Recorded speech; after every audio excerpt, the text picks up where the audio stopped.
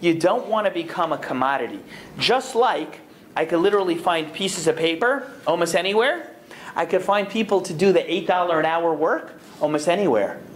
And what happens when the economy takes a downturn? What happens to the person who is as replaceable as a piece of paper?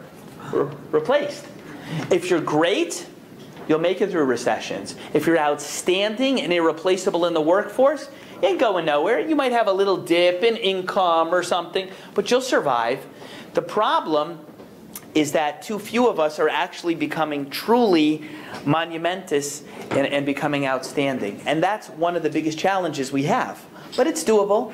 I'm working on it. I'm committed to helping other people work on it. But you don't want to become a commodity. Because when you become a commodity, and certainly in a business context, you know what's going to happen? You begin to compete on something else. You know what you compete on? Price. Yeah? You don't want to compete on price. Because when you start to compete on price, you know what you're saying? When you start to compete on price, then you say, yeah, and you say there's no difference between me and a million other people. So you might as well just go with me. So you have to be able to learn how to build value into who you are and what you do and what you offer in the marketplace. Sometimes, you know, somebody could say to me, oh, so I was on the phone with someone who's an executive vice president of a certain company in the city, and this person retained me to have a one-on-one relationship to help him upgrade his sales force, his sales skills, his sales training, because he needs more revenue.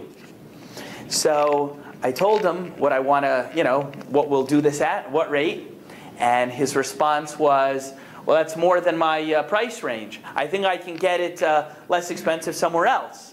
I told him, well, that's fine. I told him, but you're not going to get me somewhere else. And he's like, yeah, you're right. You know, so Amex or Visa, which is it going to be? And we did it, right? Do you know what I'm trying to say? Because if you build value that people perceive that you are something special that they want to work with or be around with their product or something, then yeah, you can charge a higher price and you'll get it. But if you become a commodity, like, you know, a bottle of water, what's special about Dasani or Poland Spring or Rite Aid water? I don't know. Water's pretty much water.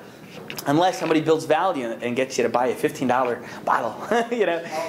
Yeah. But you hear what I'm saying? But otherwise, you're going to become a commodity and basically on price. So the same person who says, I'll do a data entry for you for $8 an hour, I bet you I can get someone to do it for $7.50 and $7 and $6.50. Because if you're not offering a great attitude, energy, enthusiasm, what's going to happen?